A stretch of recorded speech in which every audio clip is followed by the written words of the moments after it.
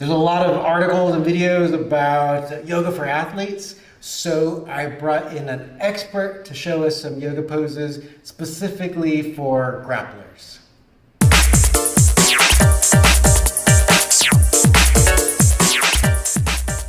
This is Stephanie, my favorite yoga instructor, and you were kind enough to put together just a few yoga poses, but just know that there's tons of yoga poses, so this is just a good intro based off what I was asking of Stephanie. Thank you for being here. Thanks for having me. I'm happy to be here. And tonight I picked out 3 yoga poses that will really support grappling. All right, so we're talking about compression, right? So in wrestling and in no-gi, person wants to squeeze you, they want to do body triangles, all kinds of pins. We have compression chokes. So I thought it'd be great if we can kind of show poses that will help you to, be a little bit more comfortable in these positions, even though they suck, right, to be in.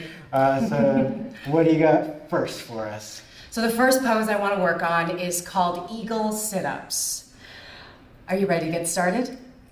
Yes, I guess. All right, let's go for it. Yeah. So gently make your way down onto your back. All right. Plant your feet and begin to wrap your right arm underneath your left, crossing at your elbows, and if possible, also crossing at your wrists. If this feels uncomfortable, you can also cross at your elbows and press the back of your hands tightly together. From here, you're going to squeeze your elbows into your chest. Begin to wrap your right leg over your left, and if possible, slide into a double bind by sneaking your toes behind your calf, if that is possible. Inhale, begin to send your fingertips overhead, touch the floor above your head. Exhale, crunch in the center, bring your knees to your elbows. Hold for 3, 2, 1, expand, send your arms long, touch the ground behind your head. Exhale, squeeze to the center, 3, 2, 1, and extend. As he continues, you're really focusing on squeezing everything in the midpoint. This will really strengthen your core as well as bring a little flexibility to your shoulders and your hips as you curl. Just a few more, Raul. Inhale, extend. And exhale, crunch, hold it in for the last 3 seconds. 3, 2, 1, and release. Begin to unwind your arms, unwind your legs. Gently begin to make your way up to a standing position. All right, now that we've made our way back to standing, our next pose is called hand to big toe pose. This is going to focus more on strengthening your 360 core and twisting. All right, let's begin. Begin to shift your weight over to your left foot. Ground down into all 4 corners of your left foot and begin to lift your right knee in line with your hips. This is layer 1. For beginners, you can bring your right hand to the outside of your right knee and begin to twist from your core, sending your left arm back. This is layer 1. If you want to take it a little bit deeper, begin to extend your right foot forward and bring your 2 peace fingers to your big toe. If you're a little bit more flexible, you can also bring your hand to the outside edge of your right foot. From here, you're really squeezing your core in, extending through your leg by sending your heel forward. And if it feels good in your neck, begin to bring your gaze towards the hand. Gently begin to release and exit out of this pose layer by layer. Beautiful job, Raul. Let's take it on the other side. Shift your weight over to your right leg this time. Lift your left knee in line with your hips. And reach for the outer edge of your left thigh this time as you twist from your core. Really keep your hips square to the front as you twist. Send your left arm back. And if you want to take it a little bit deeper, begin to reach your peace fingers to your big toes as you kick your heel forward.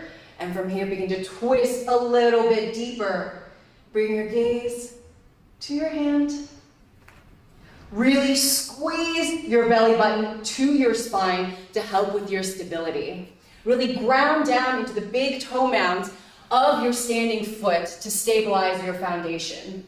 Find a slight micro bend in your standing knee, and if possible, can you send your right heel a little bit further?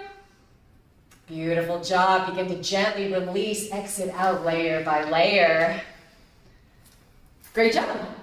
Oh, thank you. All right, so for our third pose, we are going to take it back down to the mat.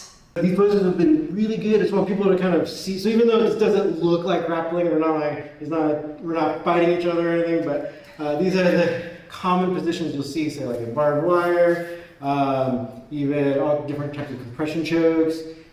So I wanted to have one where we talk about, like, a lot of people are doing Granbies or Barambolos and no-gi, and even gi and wrestling. Granby is the wrestling name for the Barambolo. So let's get one that will help you to like make sure you strengthen and open up the upper neck and back area.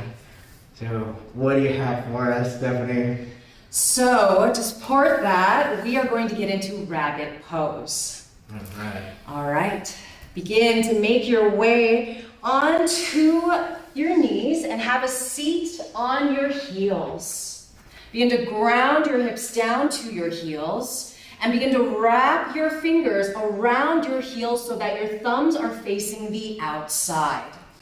There are many different ways to do this. However, if you wrap your fingers on the inside of your foot with your thumb on the outside, that way you'll be able to keep your shoulders spread open to feel that stretch. From here, tuck your chin, ground the crown of your head onto the mat.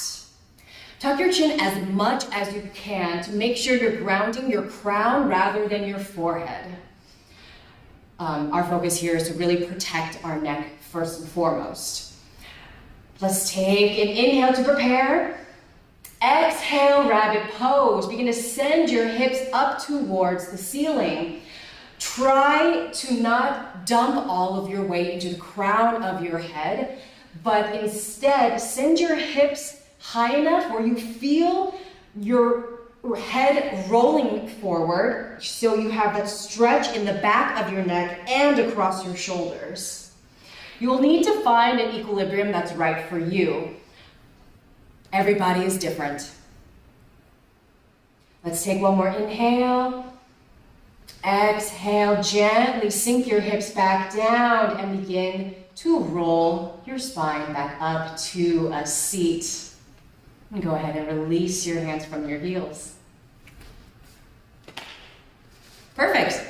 Is there any like importance from yoga, like the yoga perspective? Because I was talking about all the grappling perspective, but does yoga have a perspective about like what are the benefits of compression poses? Yeah, there are a lot of benefits to compression poses, and that's a main focus in the class I teach. Because when you're compressing, you're really stopping your blood from flowing. So we compress very deeply, hold it for a little bit, and then we expand to send the blood back through our veins. The more we do this in sequence, compress and release, it really gets your blood flowing. All right. Yeah. So not only are you getting a good stretch every single time you compress and expand, but you're also really supporting your lymphatic system. Yeah. Very true. So I don't know how medical you want to get, how deep you want to get in the medical aspect, but yeah, our immune system doesn't have a pump like our blood. Like our blood has our heart to pump, but our lymphatic system, our immune system, requires our muscles to be moving and squeezing our lymph juice through it, so through our body, so we can like fight disease or prevent disease and all that. So these kinds of so there's like the immune support besides like the grappling. Right, there's so many layers, right? Yeah. And even when they feel difficult, and even if you feel like you're not fully getting into the full pose, you'll still feel a lot of benefits. You'll still feel a little bit looser, a little bit more soft in your muscles, even though you've been squeezing them real tight. But in order to relax and allow for it to take effect, yoga really offers that opportunity to calm your nervous system down when you're done. Yeah, no, very true. Like as opposed to matches or even sparring where you can feel a little more stress or even a little bit more in fight or flight. Ideally, even in your training, you don't really want to be training in a gym where you feel like you're in fight or flight. Training should also be fun, right? But any ways to like actually move your body that'll help you get out of fight or flight and feel more relaxed. It's all good. And then if we can get the extra benefit for no-gi and catch wrestling and wrestling, then it's even better. The icing on the cake. Yeah. And Raul, you are a committed student to my class. You come all the time, and I'm so impressed that you're able to really get deep into it. It is a very difficult thing to get into when you're doing hot compressing yoga. But yeah, really showed your strength. Oh, thank you.